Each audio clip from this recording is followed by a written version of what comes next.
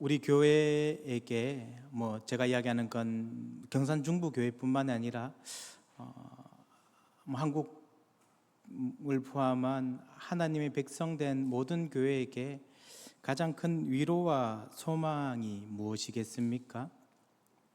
교회가 힘들고 어려울 때 우리는 각자가 계산하고 기대하고 소망하는 것들을 하나님 이렇게 이루어 주십시오라고 그렇게 기도할 겁니다. 혹자는 하나님 아버지 저희 교회 교육부서가 많이 힘드니까 교육부서가 좀 새롭게 회복될 수 있도록 해주십시오, 그렇게 기도하시는 분들도 있을 것이고, 재정이 많이 힘듭니다. 하나님 아버지 재정의 문제를 해결해 주십시오. 혹은 아프신 분들이 많습니다. 많이 좀 낫게 해주십시오. 각자가 기도하는 것들이 있을 겁니다. 각자가 기대하는 것들도 있을 겁니다. 그런 것들이 이루어지는 것, 그게 하나님께서 우리와 함께 해주시고 교회가 다시 소망이, 희망이, 기대가 생기는 것처럼 보입니다. 그러나 진짜 교회에게 필요한 건, 제가 경산 중부교회에 와서 첫 번째 설교했던 창세기 1장 1절에 보면 하나님께서 천지를 창조하셨다라고 할 때 그 하나님은 엘로힘의 하나님, 전능하신 하나님, 모든 것이 가하신 분. 그런데 하나님께서 모든 것을 다 할 수 있지만 다 할 수 있음에 초점이 맞춰주는 것이 아니라 하나님께서 뜻하는 걸, 모든 것을 다 하실 수 있기 때문에, 하나님 죽은 자를 살리실 수 있습니까? 교회가 도저히 소망이 없어 보이는데 일으킬 수 있습니까? 이게 우리한테 중요한 게 아니라고 말씀드렸습니다. 하나님께서 무엇을 뜻하시는가? 하나님께서 뜻하시고 원하신다면 그 모든 것들은 다 될 거예요. 왜냐하면 그분은 모든 것을 다 하실 수 있는 분이니까. 중요한 건 하나님께서 뜻하셔야 된다라는 겁니다. 사실 예수님께서도 하나님이시지만 하나님이신 그분이 죽으실 수 없습니다. 그러나 하나님께서 뜻하셨기 때문에 예수이신 그 하나님께서 죽으시는 기적도 우리에게 허락해 주신 거죠.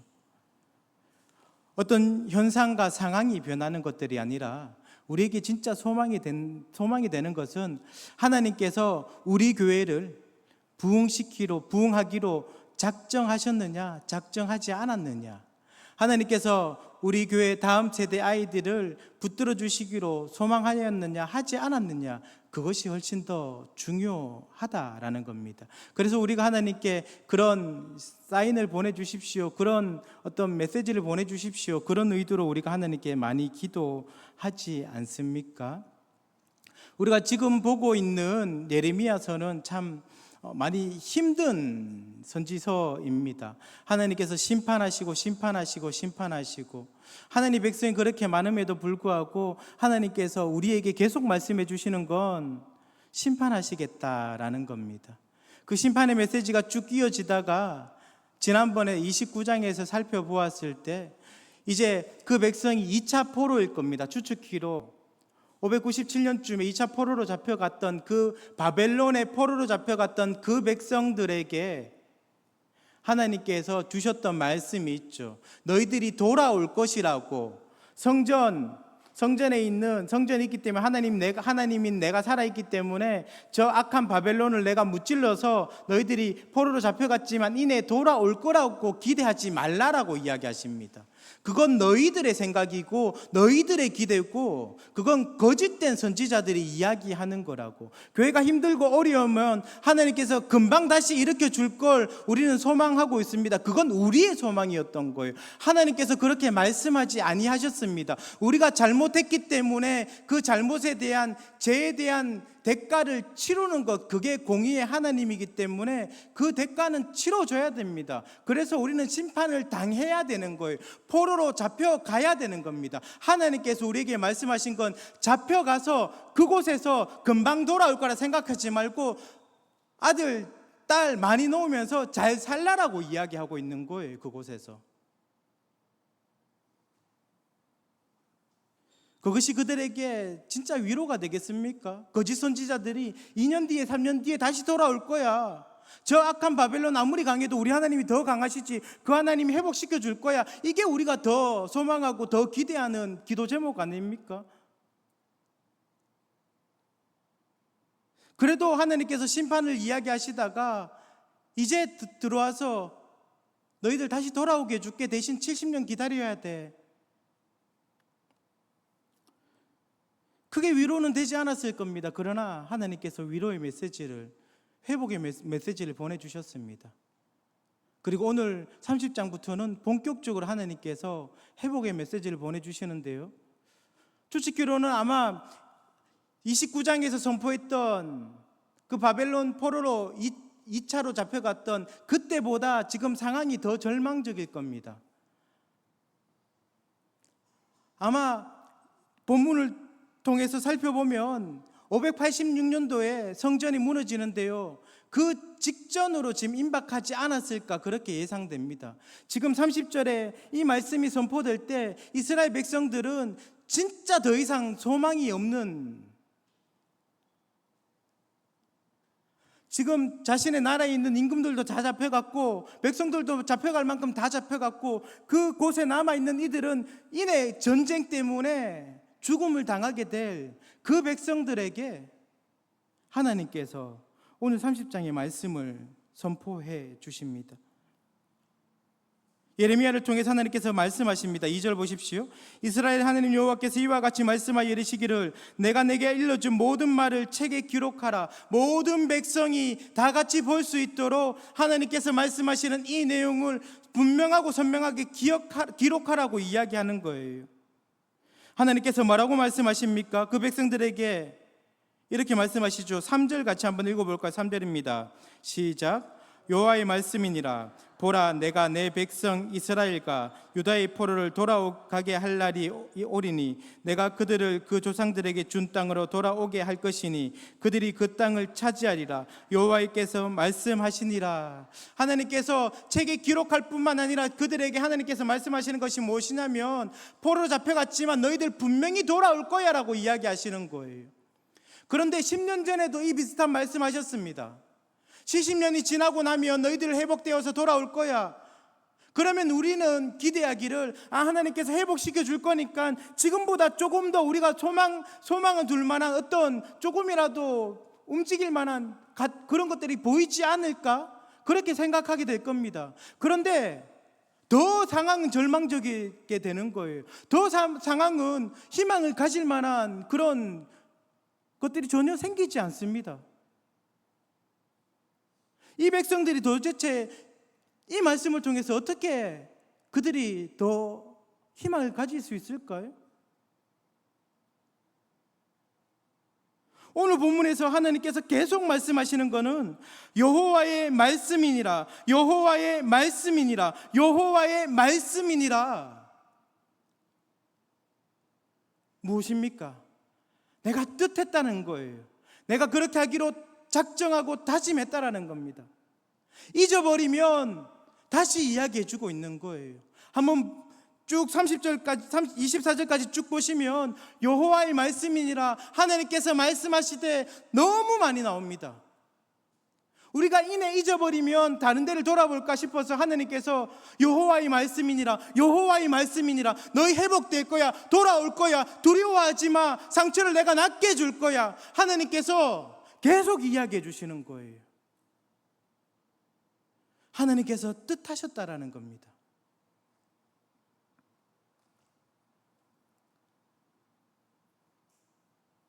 오늘 30장 끝까지 다 살펴볼 건데요, 1절부터 3절까지는 하나님께서 그 백성을 포로에서 돌아오게 하겠다고 약속하신 겁니다.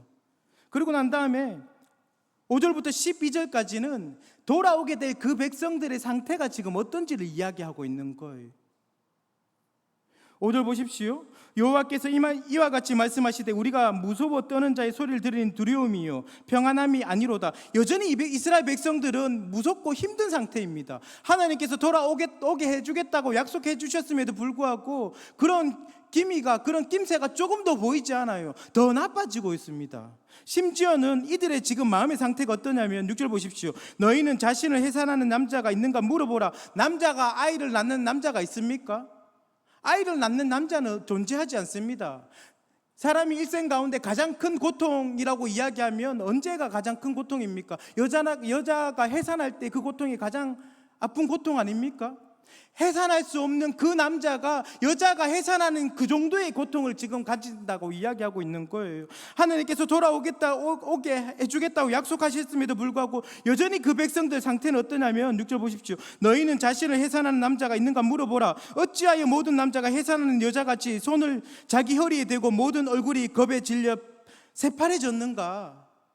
이스라엘 백성들의 지금 상태가 어떤지 아시겠습니까? 하나님께서 돌아오게 해주겠다고 약속해 주셨음에도 불구하고 여전히 그 백성들의 상태는 좋아지고 있는 게 아니에요. 하나님께서 우리 교회를 회복시켜 주겠다고 이야기하셨으면 지금까지 많이 오지 않았던 새신자들도 많이 오고 우리 교회 재정도 많이 좋아지고 교육부서도 아이들도 많이 오고 분위기도 더 좋아지고 그래야 되는데 그렇지 않은 것 같아요. 더 힘들어지고 더 아픈 사람들이 많아지고 사람들은 그래서 더 힘들어하고 있는 겁니다. 더 두려워하고 있는 거예요. 하나님 아버지, 우리가 어디서 소망을 가질 수 있습니까? 여전히 이스라엘 백성들은 어쩌면 그런 상태일 겁니다. 너무 두려워서, 너무 무서워서, 아무리 보아도 소망이 보이지 않아서 힘들어하고 있는 그 백성들에게 하나님께서 10절에 이렇게 말씀하시죠. 여호와의 말씀이니라. 그러므로 나의 종 야곱아, 너는 두려워하지 말라. 이스라엘아, 놀라지 말라. 내가 너를 먼 곳으로부터 구원하고 내 자손을 잡혀가 있는 땅에서 구원하리니 야곱이 돌아와서 태평과 안락을 누릴 것이며 두렵게 할 자가 없으리라. 여기서 말하는 야곱이란 것은 이스라엘 백성 전체를 대표해서 야곱이라고 하나님께서 구약에서 많이 부르셨습니다. 그런데 저는 여기서 하나님께서 야곱을 다시 먼 곳에서부터 돌아오겠다라고 하시는 이 말씀을 보니까 실제 우리가 잘 알고 있는 야곱의 일화 중에 하나가 기억이 났습니다. 야곱의 아버지가 이삭 아닙니까? 아브라함도 그런 적이 있었습니다. 그랄 땅이란 곳에 갔을 때 우물을 막 팝니다. 그 이전에 창세기 21장에 아브라함이 먼저 그런 사건이 한번 있었는데 블레셋 땅입니다. 그곳에서 우물 때문에 엘리멜렉이랑 한번 언약을 했습니다. 언약을 하면서 우물 갖고 더 이상 싸우지 말자. 그래서 양을 7마리를 주면서 약속을 했어요. 그래서 브에세바라는 지역 이름이 나오거든요. 그리고 난 다음에 이삭하고 똑같은 사건이 한번 일어납니다. 블레셋 사람들이 이삭이 우물을 파면 팔수록 계속 뺏어가는 거예요. 그런데 하나님께서는 오히려 그런 이삭은 양보해 주는데 그런 이삭에게 100배나 더 축복을 줍니다. 아무리 주변에 많은 사람들이 이삭을 괴롭히고 힘들게 해도 이삭이 축복을 많이 받으니까 그 이삭을 보았던 수많은 사람들이 오히려 이삭에게 그렇게 이야기하고 있는 거예요. 네가 있는 그곳이 하나님이 함께하는 곳이다. 그렇게 이야기해 줍니다. 우리가 한번 찾아볼까요? 창세기 26장 한번 찾아보실까요? 창세기 26장 28절입니다. 26장 앞의 내용을 쭉 보면 아브라함이 그 전에 우물을 받고 그곳에서 이제 브에세바라는 지역의 이름을 이제 언약을 맺었고 그리고 난 다음에 또 시간이 지나서 이삭이 똑같은 사건이 한번 일어납니다. 일어났던 그 이야기를 쭉 하고 있습니다. 쭉 하고 있다가 28절에 보십시오. 그들이 이르되 여호와께서 너와 함께 계심을 우리가 분명히 보았으므로 우리 사이에 곧 우리와 너 사이에 맹세하여 너와 계약을 맺으리라 말하였노라. 요 지점이 어디냐면 26절을 보면 아비멜렉이 그 친구 아우삭과 군대 장관 비골과 더불어 그랄에서부터 이삭에게로 온지라라고 이야기합니다. 지금 이삭이 어디냐면 브에세바라는 지역에 있는 거예요. 하나님께서 이삭에게 너무 많은 축복을 주셨기 때문에 주변 사람들이 이삭 본인이 그렇게 고백하고 있는 게 아닙니다. 주변 사람들이 이삭을 보니까 아무리 괴롭혀도 하나님께서 그와 함께 주시니까 이렇게 그가 축복받는구나. 그렇게 약속되었던 땅이 바로 브엘세바입니다. 이 브엘세바에서 우리가 잘 알듯이 이삭이 야곱과 에서를 낳죠. 그리고 난 다음에 에서로부터 장자권을 뺏고 난 다음에 에서가 야곱을 죽이려고 하니까 야곱이 어떻게 합니까? 삼촌 있는 곳으로 바단 아람으로 도망갑니다. 도망갔던 그 시점에 야곱이 살고 있었던 그 지역이 바로 브엘세바입니다. 많은 사람들이 브엘세바에 살고 있는 저 이삭의 가족은 하나님께서 함께 하신다라고 약속되었던, 많은 사람들이 알고 있었던 땅이에요. 하나님께서 함께 해주시는 축복된 그곳이 바로 브엘세바입니다. 그런데 형 에서 때문에 어떻게 해야 되는 겁니까? 도망을 가야 되는 거예요. 야곱의 마음이 어땠을까요? 너무 힘들지 않았겠습니까? 하나님께서 이곳에만 있으면 축복해 주시는데 그곳에서부터 생명을 부지하기 위해서 도망을 가야 되잖아요. 도망가는 그 사건 중에 여러분이 잘 알고 계시는 야곱이 돌베개를 베고 잘 때 사닥다리가 하늘로부터 내려와서 천사가 왔다 갔다 하면서 하나님께서 그 야곱에게 뭐라고 이야기합니까? 야곱아, 네가 어딜 가든지 간에 내가 너와 함께 할 거다라고 이야기하는 거예요.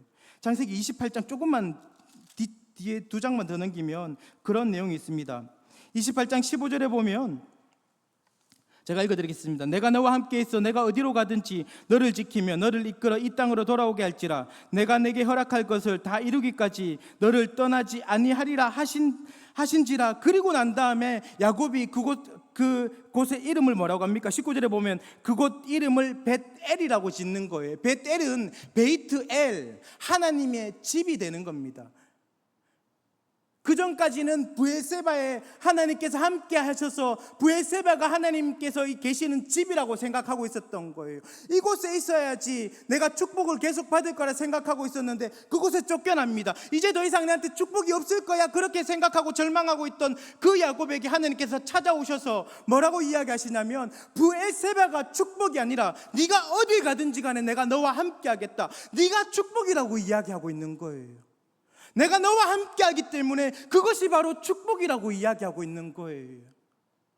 우리가 생각할 때는 성장하고 부흥하고 더 잘 돼야 됩니다. 그런데 그렇게 되지 않으면 하나님 정말로 우리에게 축복 허락해 주십니까? 그렇게 생각하고 있습니다. 이스라엘 백성들이 뭐라고 생각하고 있었겠습니까? 성전이 있는 이 예루살렘에서 떠나지 말아야 되지 않습니까? 저 악한 아수르인들이, 저 갈대아인들이 우리를 심판하는 것, 그게 우리에게 어떻게 축복입니까? 성전이 무너지는 것이 우리에게 어떻게 축복입니까? 교회가 문 닫는 것이 어떻게 그것이 우리에게 축복입니까?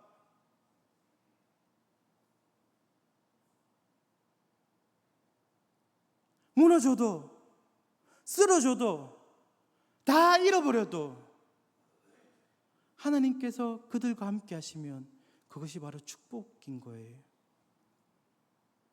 예레미야를 통해서 하나님께서 그것을 이야기해 주는 것 같습니다. 주변을 둘러보았을 때 도저히 소망을 가질 수 없는 비참한 현실 가운데 그 비참한 현실을 보지 말라라고 이야기하고 계신 거예요. 네가 어디 있든지 무엇을 하든지 바벨론으로 포로로 잡혀가면 그곳에는 하나님께서 함께 하지 않습니까? 바벨론 포로에게 하나님께서 함께 해주시면 그것이 바로 축복 아닙니까? 우리가 너무 잘 알고 있는 바벨론 포로 1세대 다니엘은 누구보다 축복받은 하나님의 백성 아닙니까?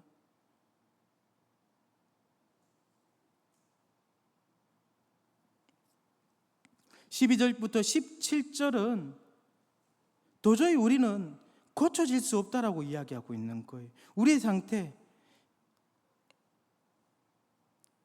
12절 보십시오. 여호와께서 이와 같이 말씀하시니라. 내 상처는 고칠 수 없고 내 부상은 중하도다. 왜냐하면 13절하고 14절 같이 한번 읽어볼 거예요. 13절 14절입니다. 시작. 내 송사를 치리할 재판관이 없고 내 상처에는 약도 없고 처방도 없도다. 너를 사랑하던 자가 다 너를 잊고 있지. 이는 내 악행이 많고 내 죄가 많기 때문에 나는 내 원수가 당할 고난을 내게 받게 하며 잔인한 징계를 내렸도다. 내가 상처를 당했는데요, 내가 지금 너무 힘든데요, 나를 치료해주고 나를 회복시켜줄, 내가 억울한데 재판을 통해서 공의와 정의를 잡게 해줄 재판관이 없는 겁니다. 상처를 치료해줄 사람이 없는 거예요. 이스라엘 백성들은 너무 힘들고 어려워하지만 하나님께서 뭐라고 이야기하십니까? 우리가 그렇게 상처받고 그렇게 힘들어야 되는 이유는 15절 보십시오. 너는 어찌하여 내 상처 때문에 부르짖느냐? 내 고통이 심하도다. 내 악행이 많고 내 죄가 허다함으로 내가 이 일을 너에게 행하였느니라. 우리가 지금 낫지 못하는 것은 하나님께서 우리를 나을 사람을 보내주시지 않은 게 아니라 우리가 상처를 받아야 될 때이기 때문인 거예요. 내가 죄를 지었기 때문에 그에 합당한 죄의 대가를 치러야 되기 때문에.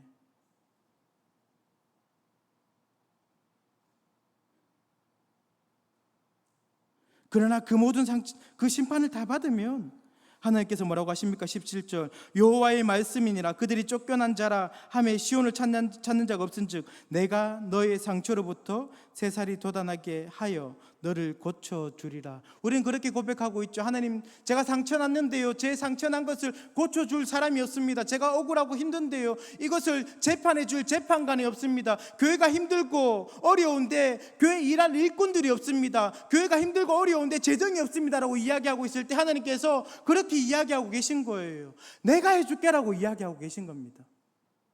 주변에 둘러봤을 때 사람이 없느냐? 내가 너 치료해 줄게라고 이야기하고 계신 거예요.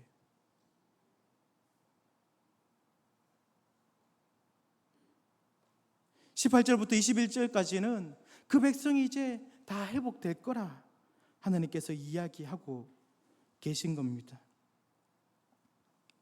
18절 보십시오. 여호와께서 말씀하시니라. 보라, 내가 야곱의 장막의 포로들을 돌아오게 할 것이고 그 거처들의 사랑을 베풀 것이라. 성읍은 그 폐허가 된 언덕 위에 건축될 것이요 그 보류는 규정에 따라 사람이 살게 되리라.